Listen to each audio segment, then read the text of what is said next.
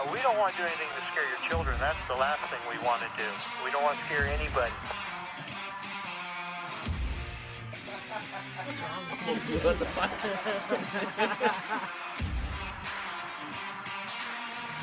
We will not be held responsible for any hearing impairments or damage caused to you from excessive exposure to this sound.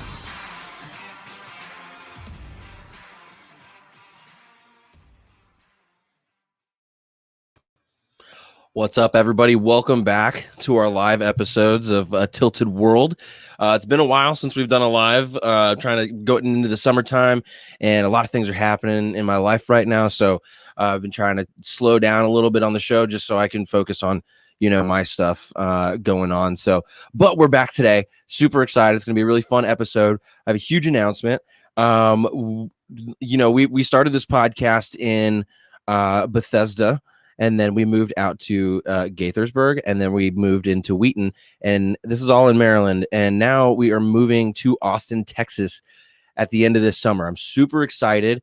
This summer is going to be a wild summer. I'm going to be doing a lot of traveling and going to be doing some episodes with people all over the country while I'm in my travels. It's going to be a lot of fun. But I got into University of Texas at Austin, and I'm going to be studying communications and hopefully eventually get into the film school there. But I got into UT. It's huge, and I'm super excited about it. And we're gonna be moving to Texas, so I'm looking forward to it. That's my homeland, born and raised, Texan proud. Don't mess with Texas, all that fun shit, So super hyped. Thank you guys for joining us. If this is your first time joining, please make sure to like, subscribe, and follow. Please hit subscribe. Hit that subscribe button because we are at 89 subscribers. I want to get to 100. I think we can do 100. That's pretty simple. So make sure you share, whenever you feel like sharing, but hit that subscribe button so that we can get our numbers up a little bit. So I'm going to bring on our guests. You know and love Ethan, and you all just met Metcalf, and they're both back. Welcome back, boys. Thank you, sir. Good to be Good back. to be here. Dude, Metcalf, I've been seeing you've been tearing up karaoke lately. Yeah. Oh, why? You watched my Snapchat from yesterday? Snapchats, yeah. Yeah. What's your go-to kind of music for karaoke? Rock, metal, anything like that. I'll sing lots of stuff. I sing anything from Billy Joel to Slipknot, man. Anything in there. I'm going to see Slipknot in October, apparently. Yeah, I'm also probably seeing them in October. Where are you seeing them in Austin though? I assume. Yeah, I think my buddy Matt texted me and said that they're playing in Austin, and the tickets were cheap too. They're only like $40. So damn, really? I need to get one now then. Well, I don't know if it's in a stadium or what. If that's why they're so cheap, or I don't know. I thought tickets for Slipknot would be way higher. Well, I saw him in 2019. That was the second time I'd seen him, and I'm definitely seeing him again. This Knot Fest go around. They put on such a hell of a show. That's got to be a good. Yeah, it's very theatrical. It looks like I've never seen it live. So, oh, dude, I didn't even used to like Slipknot until I saw them way back in the day in 08 or 09 or something. They were double headlining with Disturbed, and I went to that show for Disturbed. But one of their drummers was on this boom that got lifted up, went out over the crowd, over the mosh pit. Mm-hmm. He's strapped in, and it turns on his side and starts spinning, and he's just drumming. I was like, what? What is this? This band's amazing. That's wild. Yeah. Yeah, I'm not the hugest Slipknot fan, but I want to go see them live because I've heard that their shows are just out of this world. Yeah, they're good. It's a good time. And Corey Taylor, I love his voice. Love that man's voice. Yeah, he does have a good voice. Yeah. Ethan, what do you sing at karaoke? I have never done karaoke before. Ever? Oh, dude. Yeah, it's not like I've avoided it. It's just I've never. No, you're a musician. You're a performer. Yeah, to some degree. Never done karaoke though. I'd like That's to. weird. One day. Yeah. I mean, it's not like some far-fetched thing. Just go to a karaoke bar and do it. Yeah, I mean, I'm not going to go by myself. We'll go when I'm in Colorado. Maybe we'll. Yeah, we can see what that. happens. Yeah. I wonder what Nick would sing. That has me. That has me really curious. My little pony, my little pony. Hey, while you're traveling, if you happen to pass through Indiana, I'll take you out for some karaoke too, man. Hell yeah. But no one goes through Indiana on purpose when they're traveling. You want to see some cows? Come here. That's about it. You remember in Kabul that they had karaoke in the library at NKC? No, I didn't know Remember that. I did it one time. It was a horrible, horrible sound system and setup. But when we first got there, was the only time that like I had enough free time on that day. Library. What are you talking Yeah. about? Library. The At USO? NKC? No, The at NWO? NKC. They call it the library. I don't know. I'm trying to remember. It was one of those like go there to have a fun time as a soldier thing. So obviously I never went. But yeah, they had karaoke. I went there. There were a few people. I couldn't remember if you were there or not. Like I sang a couple songs. It was fun. No, I don't remember karaoke being a thing. I can say I've done karaoke in Afghanistan one time now. Hell yeah. Did you ever go to, when you were at Campbell, did you go to CJ's, the Korean joint? Yeah, I went in there one time. Yeah. I'm not a big fan of like traditional Asian style karaoke though, because it's like all like big screen, you face the screen, and like a lot of the time they still have the vocal track on there. Yeah. It's just like you're just singing along. No, man, I take the stage, I face the audience. That's what I do. I've been doing this shit for like 12, 13 years now. When I was in college, I was part of the campus activities board. So like I would help host events and stuff. And what my thing used to be, I used to host karaoke night, or open mic night is what it was, but ended up just being karaoke. And one time we hired a live band to come and play and do karaoke. And so I went to a private Lutheran college, right? And I went up on stage and I sang Killing in the Name. Yes. My boss is sitting in the back and he's like, stop. And I'm like, fuck you, I won't do what you tell me. It was a fucking... That's amazing. It was so much fun. The looks on people's face, like even students, some of the students were like, oh my God, what is he singing? Like, that's pretty awesome. But yeah, how are you guys doing? Ethan, I'm so excited to see you, dude. I'm going to see you in a couple weeks. Yeah, it's going to be pretty sweet. I was texting Nick just earlier today, trying to set up some flights and stuff. Yeah, dude, it's going to be awesome. Like, come on through. I'm not looking forward to the drive all the way over there, though. That's not going to be fun. What is that, like 25 hours?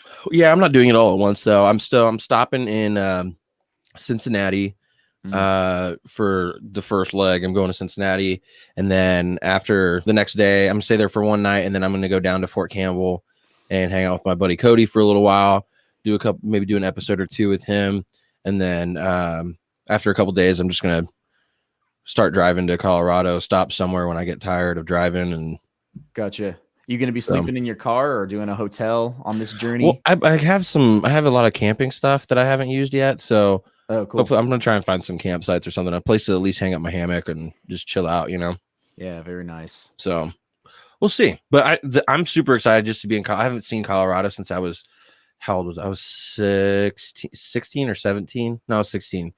Oh damn! And I went snowboarding. And it was during the winter time, and it was a gorgeous time. We went to the place called Pagosa Springs, and you go sit in the hot springs, and it smelled disgusting because there's it's like sulfur water.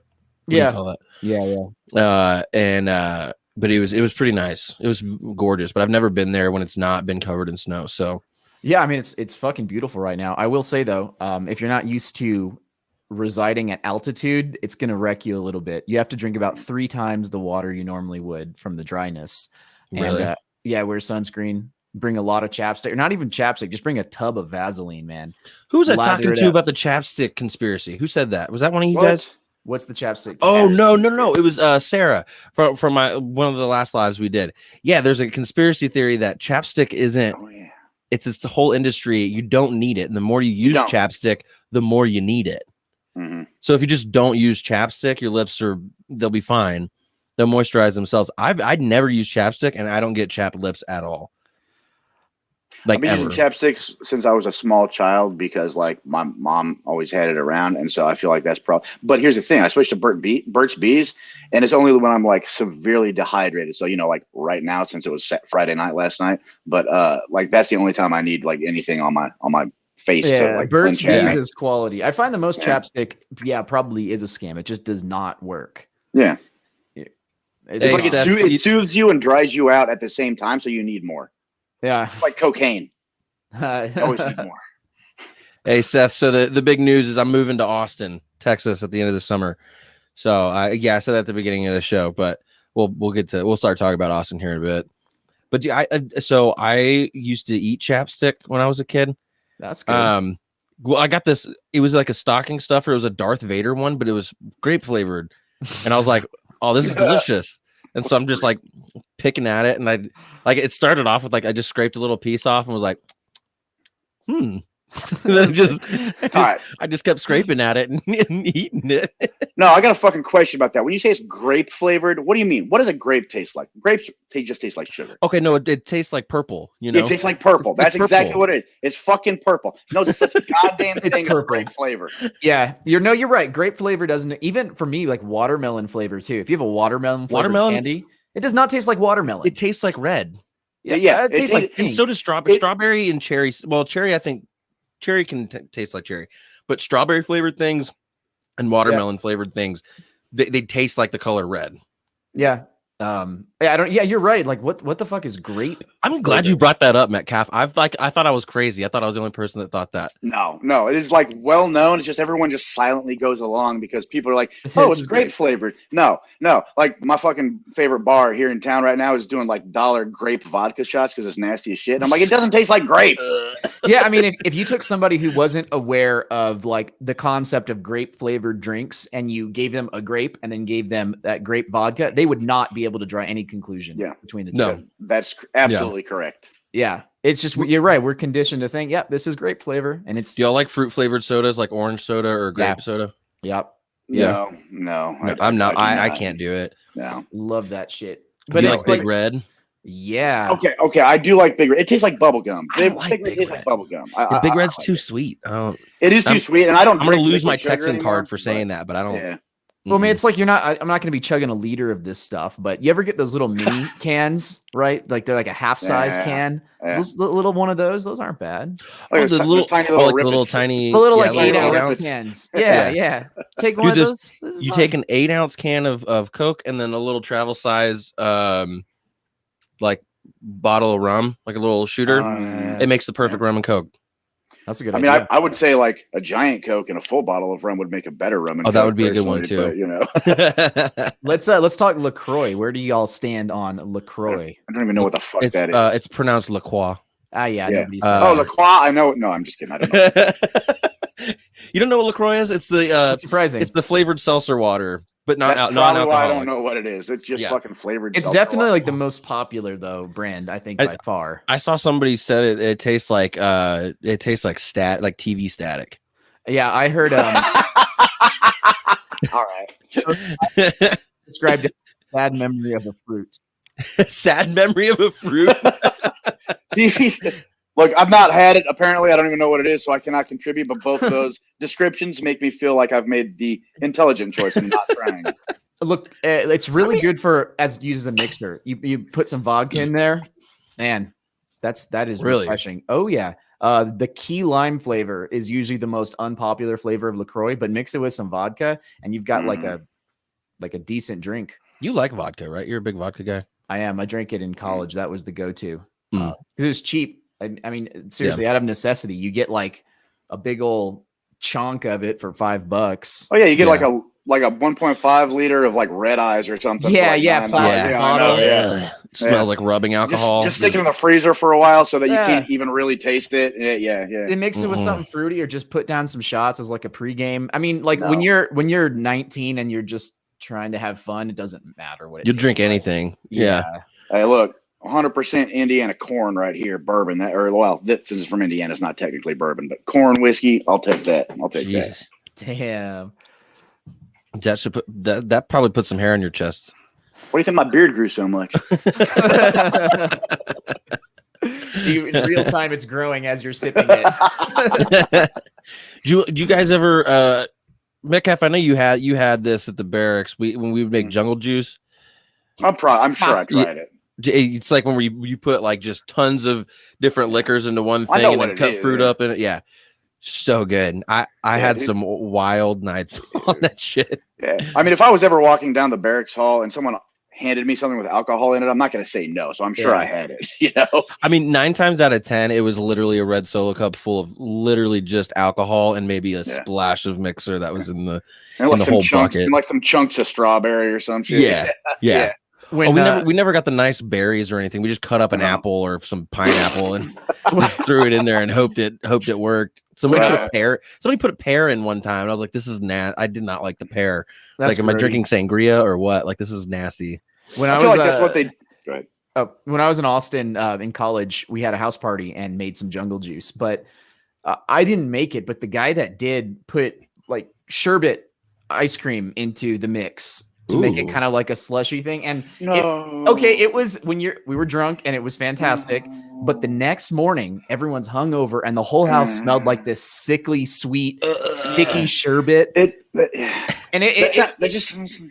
sounds like pink vomit waiting to happen. It was, and it permeated the environment, and it stuck around for literally days. Oh, man, you're making me want to stop drinking just with that fucking story. Jesus. Just don't put fucking sherbet in there or like gross pear chunks. Yeah. We had made some one time and left the tub closed outside on the porch overnight, and then we all woke up hungover the next day, went and did stuff, and then came back to the house later, and we are like, oh shit, there's still jungle juice in here. We opened it up, and it had been like roasting in the sun. It was hot, and it smelled horrible. The fruit looked nasty. There were flies all around it and shit, and it was There was at least one asshole that still drank it though, right? Oh no! We dumped it out immediately. It smelled so rancid that we were like, no one should ever do this. Like, see, normally when there's a group of more than like two people, one person is still gonna take a fucking drink of that. Yeah, we were all still so hungover though that we were like, fuck no, like not even. Sometimes I am that person. I'm not gonna lie. I'm not a picky drinker. Like if I'm at a party or if someone hands me a drink, I am not gonna be a princess about it. Yeah. No, absolutely not. I was at gathering this last weekend for Memorial Day, and I brought like my little 6-pack of IPAs, and there's a guy there that drank it, and he didn't like it. And he was like trying to be nice about it. He was like, he was like, then I saw him later go grab a Coors, and I don't know what happened to the rest of the beer. But dude, it's so dumb. Okay. Even at like a bad beer is not that bad. Like you can drink it and not be a bitch. There's some people who just can't do the hops and like the dryness though. And I can kind of see it. I love it. I love beer that like I can taste the grain like in the hops. But I mean, like I feel like he had to know that going into it. It's like if you don't like IPAs, then just say, hey Cass, what's up? Not into it. I love it. I like the dryness. I don't like fruity things. Like I don't like fruit in the beer or anything like that. But like or sours. I think sours are a disgusting concept. No, sours are good. Oh no, sour beers. I'm not a beer drinker. There's like one beer that's not a sour that I even like, and that's Hoegaarden, which is like a Belgian double fermented. Hoegaarden is good. Yeah, and I like it because the double fermented apparently means that it cultures helpful probiotics. That's the whole reason I started drinking it. That's just the internet. I don't know if it's true. Yeah, except this beer. But sours. So in Nashville, there's a brewery called Corsair. It's not a brew. So there's a distillery, and then they have a brew distillery, which is like, so they're primarily whiskey, but they make beer, and the only place you can get it, they do not bottle it and take it anywhere. You can only get it there. And they've had some sours in there when I lived in Nashville. Oh my fucking God, it was delicious. Yeah. Sour's good. It's good. Gruit. I can't. That's what I like. I can't do it. I think sour beer tastes like the beer went bad. I don't. You don't like the sour flavor then. Do you like sour candy? Probably not as much. No, I like sour candy. If the beer, good sour beer just tastes like good sour candy. Okay, then maybe I've just had bad sour beer because the sour beers that I've had literally taste like the beer like was stale. Huh. Yeah, I don't know, man. I don't know. I think that's just your own fucking problem. Yeah, it's all me. Hey, look at me. I drink White Claw, so I can't really say anything. White girl wasted. A LaCroix is basically like a non-alcoholic White Claw. You could probably 100%. Yeah. So if you've had White Claw, you would know. That's basically. I like exactly one flavor of White Claw, and that's the lime because you can mix it with tequila and it tastes pretty good. Oh, that's a good idea. I have not done that, and I'm afraid to do that. I've seen people have like they have these like White Claw mixed drink recipes, but they look like a recipe for a disaster. Like I don't you put in vodka and shit in it. I'm like, it's already. I don't know why you do vodka.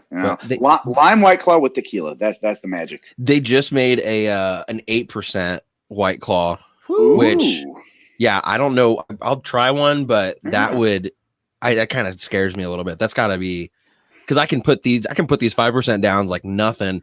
But if there's like no difference in the taste with an 8%, then. That's dangerous. Something bad might happen. Yeah, I mean, So- maybe. Or it could just be awesome. I'm gonna have to go look for those now.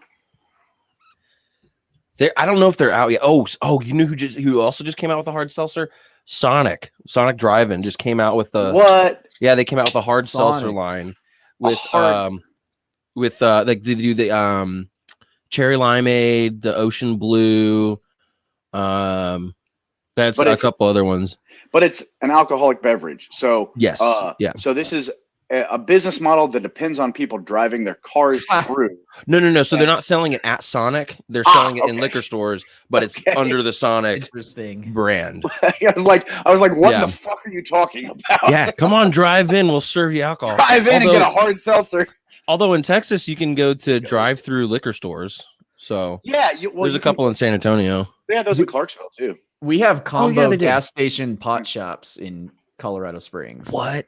Yeah. Nice. It's wacky. Oh, I can't wait to check that out. Well, they're only medicinal, unfortunately. So Oh, well, I none mean, of us I recognize. can't. I wouldn't get the weed anyways. But I just want to see like what that looks like in Colorado because I've never like here in DC Yeah. like weed is legal, but it's like very covert. It's not super like out there. Like you don't just walk into a store and be like, oh, I want this, this, and this. Like I don't know. Like I'm glad that I still grew up in the generation where I had to sneak around and find somebody that knew someone, Yeah. and then you had Yeah. to text them. Yeah. And hopefully they don't shoot you because they don't want you to know who they are. And then you Yeah. get the weed. Oh, look, dude. But now you I just know, go to the store and get Yeah. whatever. I know where you're at with that because, like, look, I'm in Indiana. It was only like 4 years ago that we were allowed to have alcohol sales on Sundays. We're like the slowest. Jeez. Indiana is like in the 1950s. Okay, so yeah, we're never legalizing that shit. Y'all don't have unfortunately. alcohol in grocery stores, do you? No, we do. That was the weird thing. So yeah, in Indiana we do, and then it's either Tennessee or Kentucky. Tennessee, I think, that doesn't. Right, and that was like the weirdest concept for me when I was at Fort Campbell because I would go. It took me like a year to figure it out because, well, I mean, I got there and we immediately went to Afghanistan, so I'd never like learned my surroundings. But when we got back, I would go into Walmart and be like trying to buy some bourbon or something. Like, where the fuck is your goddamn alcohol at? Yeah. But then there was that one Walmart that figured it out where they had like the Walmart grocery store, and then you would walk outside. The building's connected, but you just got this other door down here, and that's the liquor store. That's the liquor Like, store. all right, cool. I mean, that's what Texas does, right? Like you can't Yeah. have liquor sales in the grocery store. So HEB and Twin Liquors are the same. Are thing. always, yeah, they're always like right next to each other. Yeah, Like, that's you think dumb. people Like, are gonna accidentally start drinking or something and be like, oh shit, I'm gonna get some apples, some fucking salad, and oh hey, some Everclear. Like what the fuck is like what's the thought process?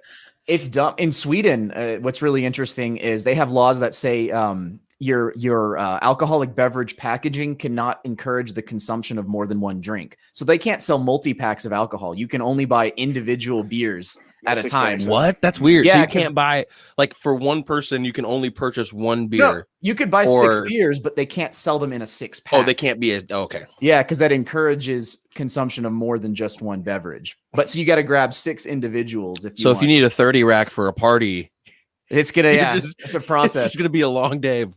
And all the Yeah, liquor beers. stores they're government owned too. None are privately owned. They have county liquor stores here. Yeah. I mean, there are liquor stores that aren't owned by the county, but they have county run ones here. That's so fucking weird. Yeah, it's bizarre. Man. I thought Indiana was backwards, but like that's fucking weird, man. Utah's County super owned. backwards. They have I think they cap the alcohol percent in beer at 5%. They regulate how much alcohol's in a shot too, and it's like 50% less than a normal shot. Oh yeah. Texting weed orders is a thing. Somebody, I heard one of my buddies got out of the military, and he's over in I don't know, he's somewhere on the West Coast. But he called me. He's like, "Yeah, I'm getting an Uber for weed," and I was like, "What?" He was like, "Yeah, they're just bringing it over." I was like, Dude, that's how I that's- bought it. It's that's literally an app. They deliver it to your door in is less so than wild. less than 30 minutes. It was faster than Uber Eats. Yeah. No I delivery. waited an hour for my breakfast this morning. Yeah, You got there's- that it's like Drizzly or Grizzly or something app that does that. it was called, I used Ease. But Ease. yeah, I don't know. Okay. it's only in like SoCal, of course. But it was weird because it was kind of a bit of a legal gray area, I believe. Like they had an app and everyone used it, but it wasn't like a fully like legit thing. Mm. That's weird. Yeah. Like you had to pay in boggles cash. my mind. They wouldn't take cards and all that kind of stuff. Oh, they wouldn't take cards. So you had to. Yeah. But it's like Yeah. on the App Store, and they have billboards. Okay. You know. Oh, then then that means it's got to be legit. You know. I Well, mean, yeah. I mean, to that's an pretty. extent. That's just so crazy to me. Yeah. That's faster than Uber Eats. You could order your munchies, then order your weed, smoke your weed, and then your munchies arrive. Oh yeah. Yeah. That's crazy. Yeah. I mean, I think like it's only a matter of time before it's federally legalized. It's going to be a bit of a while, but it's going to happen. I mean, you look, the state are falling like dominoes. Yeah. I'm going to call it right now. I'm going to call it right now because at some point, Biden won't be able to continue the office of the presidency, and then Kamala Harris will be in there, and that is the time where that's going to happen. Like as far as like the federal decriminalization. Well, they were. I've heard someone that they're trying to do it by the end of this year. That'd be cool. Like the end of 21, they wanted it at least decriminalized. It's going to be used to divert attention away from something else that's actually more important in the grand scheme of things. That's what's going to happen, and it's going to happen when Kamala Harris takes over the presidency. I'm calling that right now. We'll see if it's true or not, but that's what I'm calling. It's kind of sad, but like that's for a lot of younger voters, it's almost a single issue for them. They don't really care. They hear, oh, legalize pot. That's my candidate. That's my guy. Pot candidate. Yeah. That's why a lot of people were going for what was that libertarian candidate? Joe Jorgensen? No, not Joe Jorgensen. The one Gary Johnson. They were both kind of a joke, unfortunately. Yeah, the libertarians need better representation. I voted for both of them, fully knowing that it wasn't going to matter. Yeah, that's how it goes. Yeah. Well, it was funny. I thought that I didn't vote for. Well, I didn't vote for anybody. I didn't vote this election. But I thought that Joe Jorgensen was going to meme her way into at least a decent number. Like I was hoping. I didn't for 5%. think she was going. Yeah, I didn't think she was going to win, but I thought maybe this is the year that there's just going to be this wild like uptick in third party like numbers, and we're all going to see, like people are going to realize that you can vote for other people. No, that's not. Well, you want to know a libertarian like political candidate to follow on social media? Spike Cohen. Like, look that dude up. That dude puts out some good quality shit. He's funny. Spike Cohen, intelligent. Spike Cohen. Yeah. Dude, that sounds familiar. He was Joe Jorgensen's VP running mate. His name is Spike. I know. Name. Yeah. How do you spell his last name? C-O. Cohen, C-O-H-E-N, I think. Yeah. He looks like a nerd. Yeah, he does look like a nerd, but like he knows his shit. He talks intelligently about things, but he's pretty fucking funny too. And he like doesn't take himself like too seriously when you don't want to be taking yourself seriously. Yeah. Like he'll joke around and shit, He seems like a dude that like I would probably enjoy hanging out, having a few drinks, and like talking about politics with. Yeah. Yeah, it's like we need a third party now more than ever. Yes. But it's like not going to happen now more than ever. Yeah, I know. Yeah, it's fucking stupid. It's wild how divided we've like. I don't. Maybe it's just because I'm an adult now, but I don't remember the country just being so fucking polar opposites. Like there's hardly any gray area now. Like the gray area of the people that like the centrists are fucking few and far between. It's either Trump America or it's because all the way on the other end. It's because ever since around 2009 when everyone had started having a computer in their pocket with access to social media, because that was when smartphones and social media kind of like started fucking really jumping up. Ever since 2009, the spectrum of disagreement just started widening because people had the ability to shout at each other anytime they wanted. It's like that. Yeah. Have you seen the Social Dilemma? Oh yeah, I absolutely love that. I think the irony about it though is like I watched it and I was like, man, I got to post on Facebook and tell everybody they need to watch this thing. I did the same thing. Yeah, because that's how you communicate with people these days.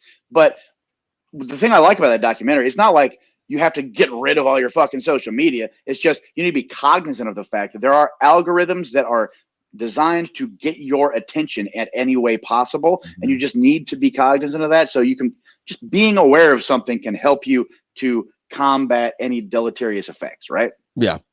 All right. It's just I don't know. I like the I don't know. The social media thing is just like I would love to just put it down and not touch it. Like I have a couple friends left that don't use social media at all, and they're generally like they seem like probably the happiest people I know. But they're like, oh, they don't, they'll look up the news and that's about it. Like they don't have any kind of social media. And I wish I could just unplug like that, like just completely and like not deal with it. But I can't. Like once it's like so addictive. Like once you start, like you can't not. Well, and with you it. being like a content creator too, like you're that fucked. Too. You gotta be on social media. Like you got no choice. Yeah, that's what I was about this close. I was about 6 months after I started the show. I was gonna delete all social media except for my show's social media. Yeah. But then I was like, well, I still got to interact with people like on it. Yeah. Like I was like, there's no point in me deleting it if I'm still going to be interacting with it, just as a show, and I just, yeah. But yeah, I mean, like you were saying, Metcalf, if you're cognizant of the things that are happening behind the scenes, you can turn social media into an advantage for you. It's really just damaging for the people the younger people who don't know what is happening to them. Mm-hmm. Well, it's damaging for everyone. It's more damaging for those people because it takes a level of vigilance that not very many people are probably going to be capable of to 100%. Like I constantly come to like a recognition that I've been sucked into an echo chamber on like a certain topic, and I need to broaden my thinking about that topic because the algorithm knows what I'm inclined to believe or what I'm inclined to think or where my political leanings are or where my philosophical leanings are or whatever, and just shows me a bunch of that shit that for like confirmation bias, because that's what's going to engage me. And like I see that shit all the time. Like I'll talk to my brother or like I'll like hear a conversation somewhere or whatever. They're like, oh, I thought that this was like objective truth. But someone else has a different perspective that is intelligent. So maybe I've just been sucked into this fucking echo chamber because of this goddamn algorithm. You just have to be constantly vigilant. And I'm not vigilant enough to like do it all by myself. I need other people to feed me other perspectives in order to make sure that I don't just believe one thing because it's convenient, Right. It's really weird how like I've noticed the social media, like on social media, how my like feeds have changed over the years because. So before I joined the military, right, I was going to a private school, a private Lutheran school. So all my stuff was pretty vanilla, like church going stuff, which was fine. And then once I got into the military, it turned into like, military memes or whatever. Right. But then it like, that's all you see though. Yeah. It's like directly like who you're around. That's literally what's in front of you. Yeah. And so if you don't surround yourself with like, like what you were saying with different people and different perspectives, you just get locked into this. Oh, this is my world. This is my lane. This is all I know. And suddenly, without your choice, you're a bro vet without even deciding to be one. Exactly. Yeah.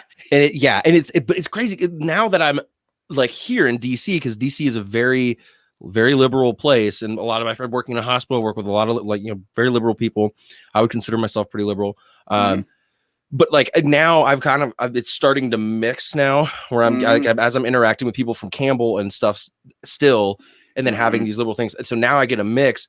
And so whenever you have like, like last year, like the election and stuff, it was the most like, it was so addicting to like read because you would see like this hardcore Bernie supporter and you could be like, oh, I kind of see why he says that. And then you see like another like Trump thing. And it's like, oh, like, you kind of made an ass of himself, but I kind of see what you're saying there. And like, it is just so bizarre. Like that's wild. And look, Trump was a dickhole who was like, all right about some shit.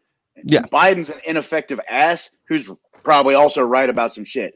And Bernie, I don't agree with everything, but like I'm down with some of his shit too. I was interested in Andrew Yang this last. Like I'm all over the fucking place if I actually pay attention to like the content of the ideas. But you're not encouraged unless you seek it out on the internet to pay attention to the content. You're encouraged to pay attention to other people's reactions who are in your demographic. That's a good point. Yeah, I think that's totally true. I mean, it's just all a big group mindset, hive mind situation. Hive mind, But the power, but what you just said till like a minute ago, that's the powerful part of the internet that still could do some good.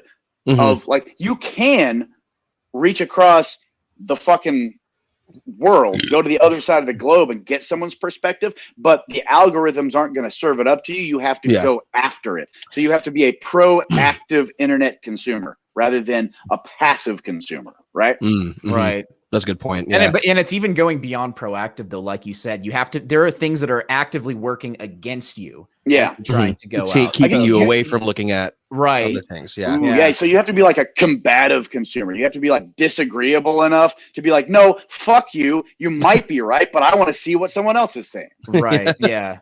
Yeah, exactly. And that, I mean, that takes some effort. And a lot of times it's contrary to what you want to do at the time. Like sometimes when I go on Facebook, it shows me posts that make me mad.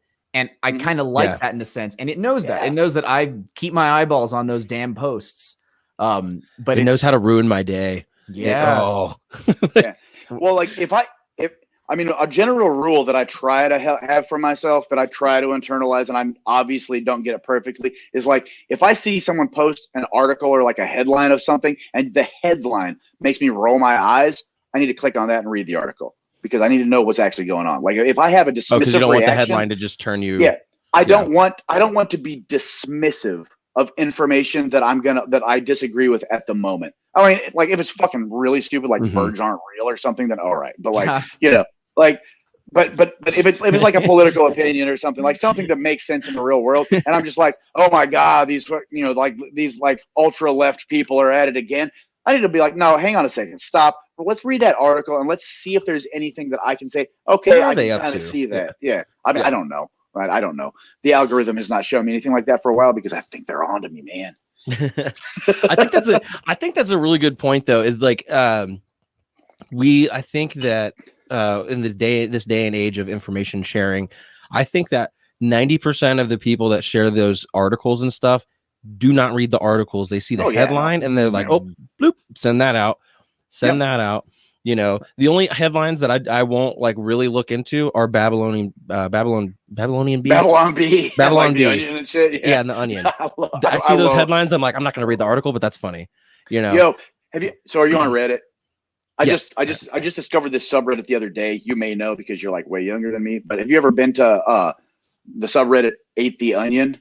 Where people like, I love it. It's so funny. It's like, it's just cathartic to look at all these dumbass people like thinking the Onion and Babylon B and all that shit is for real. Oh my God, it's so fucking amazing.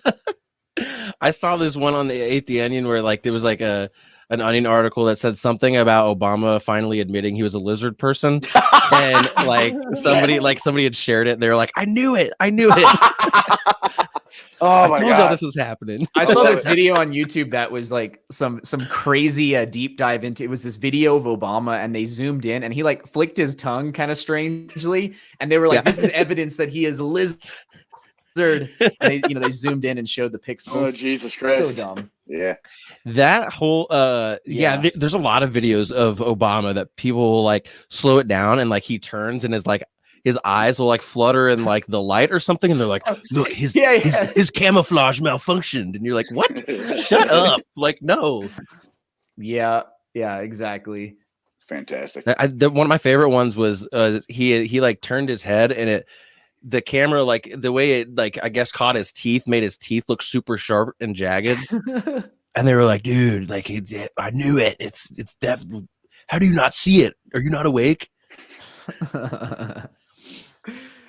Maybe that's what's behind all those UFOs. Dude, we got until the end of June.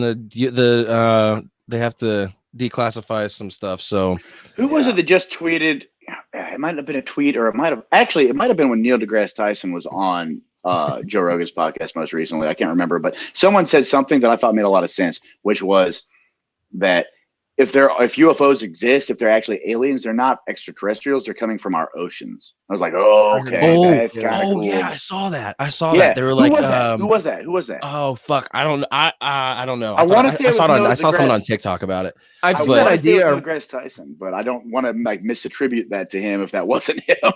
People have just started talking about that. Like I've seen discussions on that only in like the last couple months. Oh yeah, that's a new thing. Well, because it's not new. No, there's a movie from like the 90s about it. Really? This is like an Atlantis kind of thing. Like it's the new Atlantis. It's called Sphere, and I think Lawrence Fishburne is in it. Yeah. What if we meet Cool. these aliens in the water and it's just a bunch of Jar Jar Binkses, just Oh my running god! around? Then let's fucking massacre them, please. Yeah. Fuck Jar Jar Binks. howdy. No. This are your friendly alien. It is good. interesting That was how Fuck that shit. it's super interesting how the idea of UFOs is kind of evolving. Like people are also discussing about the possibility that they are not from Travel. this dimension. They're Yes. in Yeah. the area where this like physical area, but not in our dimension. Yeah. Which would be the Um, same thing as time travelers because of the whole space-time continuum thing. They're probably in it from another dimension, which, the whole like time travel idea of like you don't actually travel through time itself in your dimension. You travel to Mhm. different times in different dimensions, Right. and you create Mhm. different dimensions when you time travel. That thing, like that seems interesting. That seems likely. No, it doesn't seem likely. It seems more likely than some things. Yeah. Yeah. She said, I'm not saying it seems likely. Or the mer people, yeah. Yeah. Very, it could be the Murlocs from Warcraft, actually. I'm expecting to be very disappointed with the report. 100%. I don't think anything's it's not gonna be this world like life-changing report. Yeah. Some people are gonna take that report and read every fucking letter of it, but I don't think anything really is gonna come of it. They're just gonna say what we already know, and we don't know what they are. We know you don't know. Well, we don't want to hear you say you don't know. We want to hear what you know. Like, Yeah, Well, or it's give just us like, some theories or something. yeah, Which is like, Pentagon admits to UFOs or whatever. Well, what's a UFO? An unidentified flying object. There's some shit flying through the air. We don't know what it is, and it went by too fast for us to figure it out. All right, well, cool. they were interviewing one of the former Department of whatever's on I think it was on CNN or something, and they were talking about these reports that are coming out, and it's funny how they're like, oh well, are these aircrafts from another country? And they just they're constantly like, oh, we don't want to point fingers at anybody, but we don't know where they're coming from, but they're better than any human technology we have. And it's like, what the like?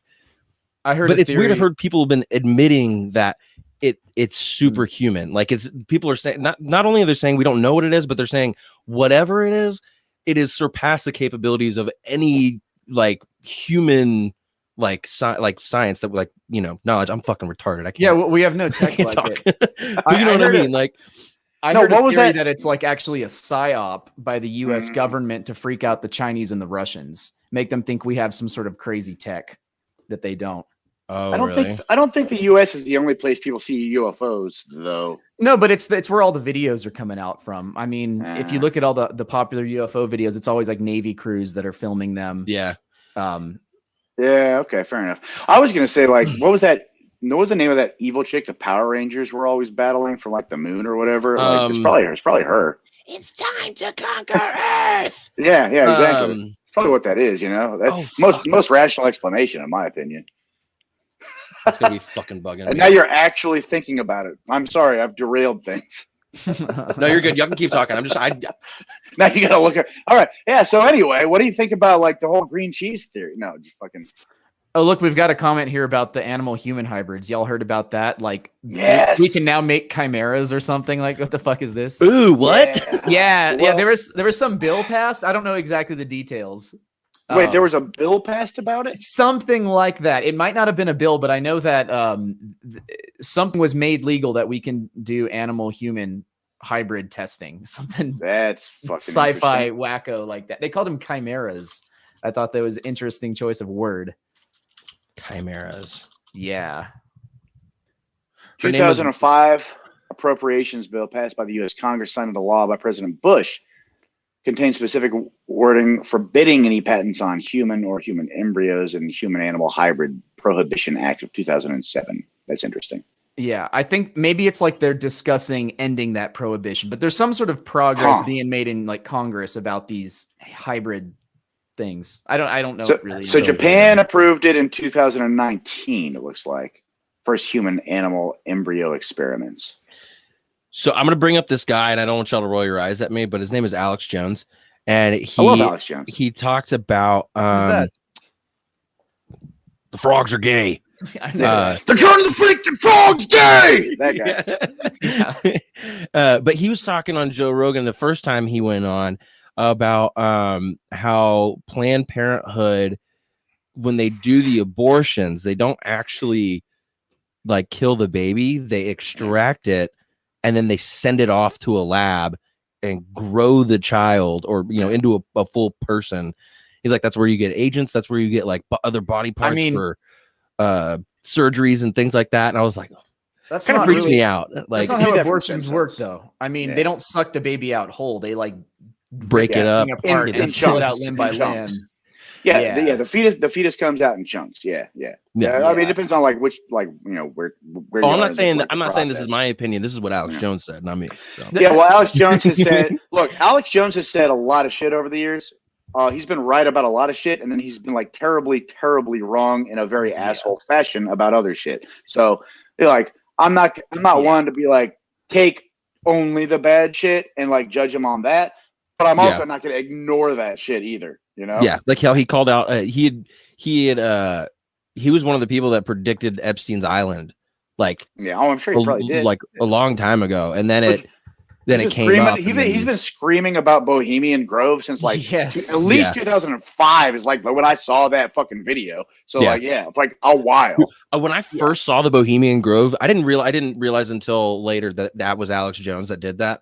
But when I first saw that video, that's kind of one of the videos that got me into conspiracy theories and like because seeing like all these fucking high-ranking officials in a ceremony doing this weird shit in front of a owl fucking statue, like dude, there actually is weird shit going on there, and in Hollywood too.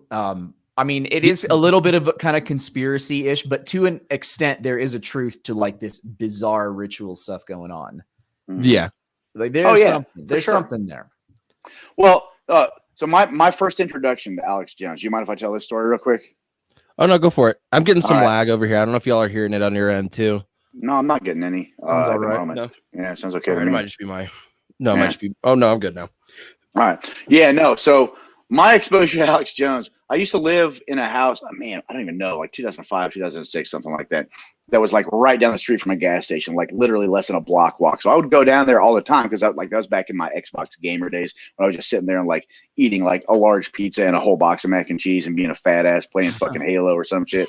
And I would walk down there to get like an energy drink so I could keep gaming. And there was this woman behind the counter that I always talked to. Well, one day I went down there and she just out of the blue hands me like a burned DVD of something. It was like, hey, you should check this out. I think you'd enjoy it. So I went home and I popped it in, and it was like an hour and a half long Alex Jones special on like Bohemian Grove and 9/11, like all sorts of shit. And I was just like, what? And that was like my introduction to the entire thing.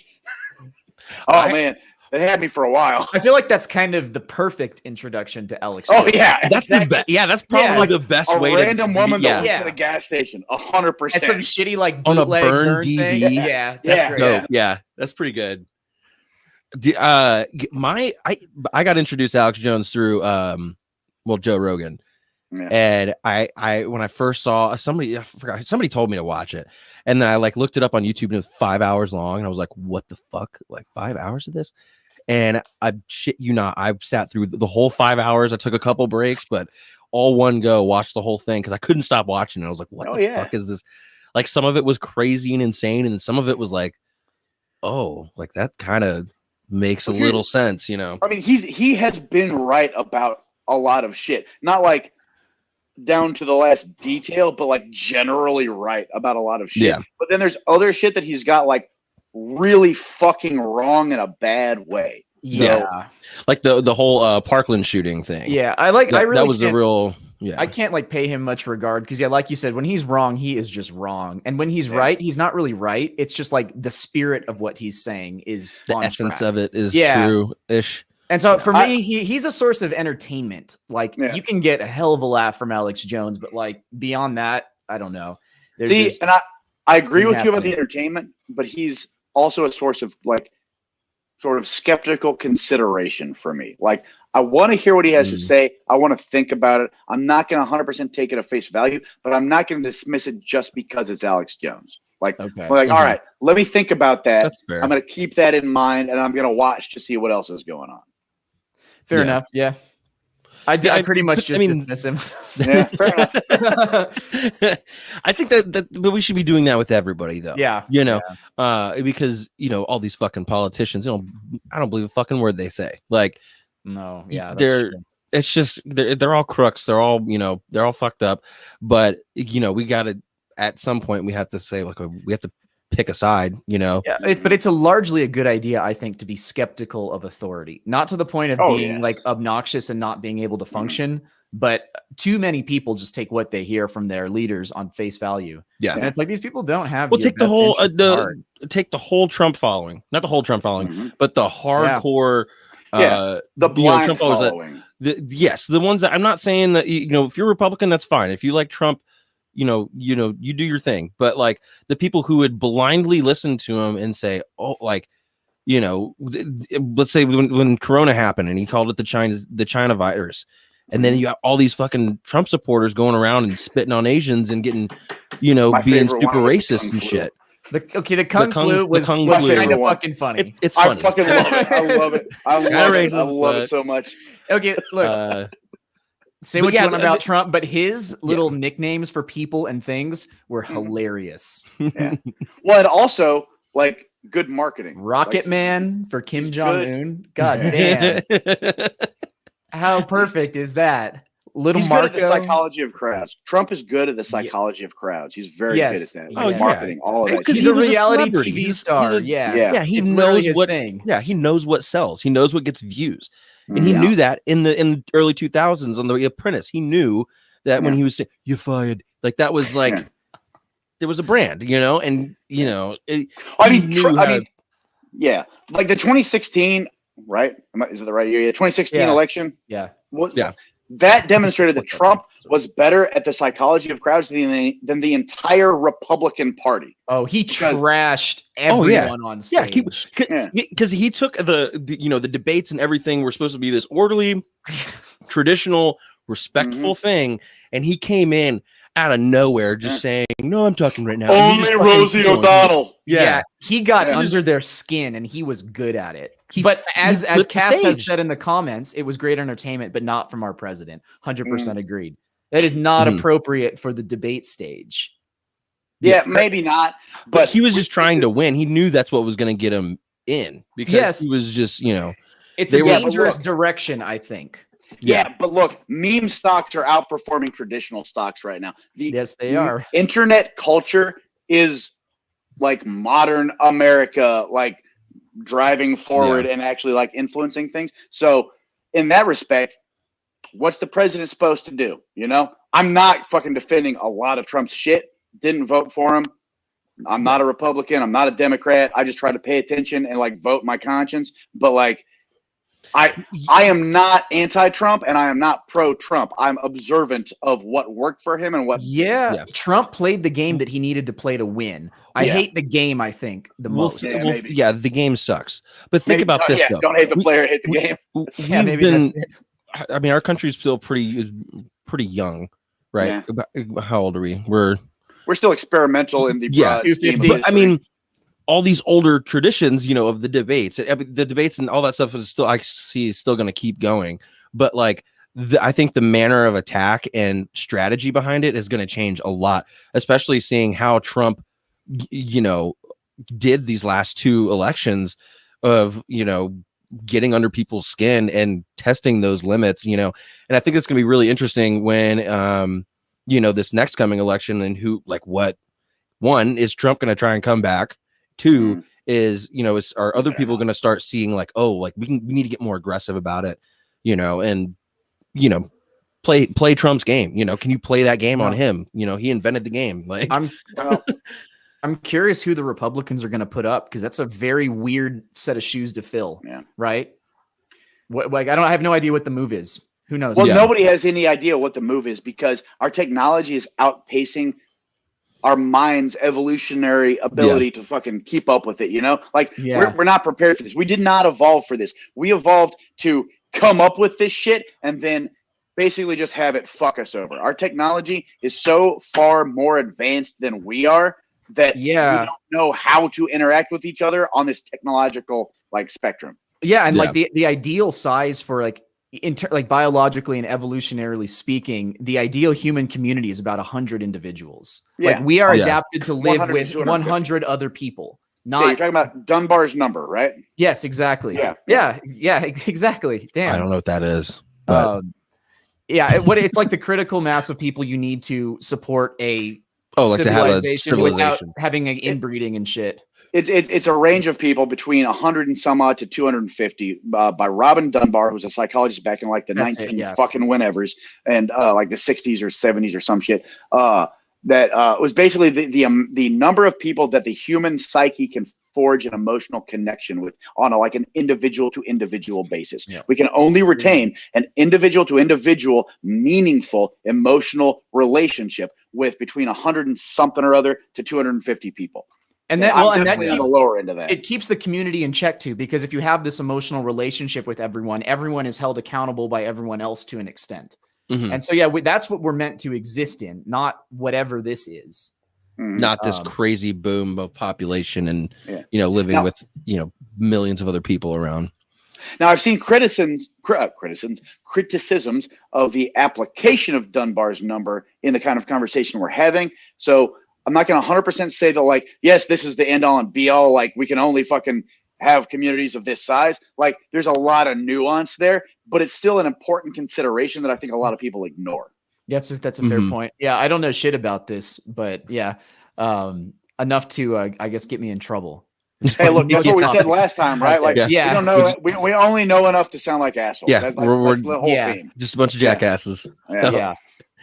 All right, guys, this has been a lot of fun. I'm going to take y'all down.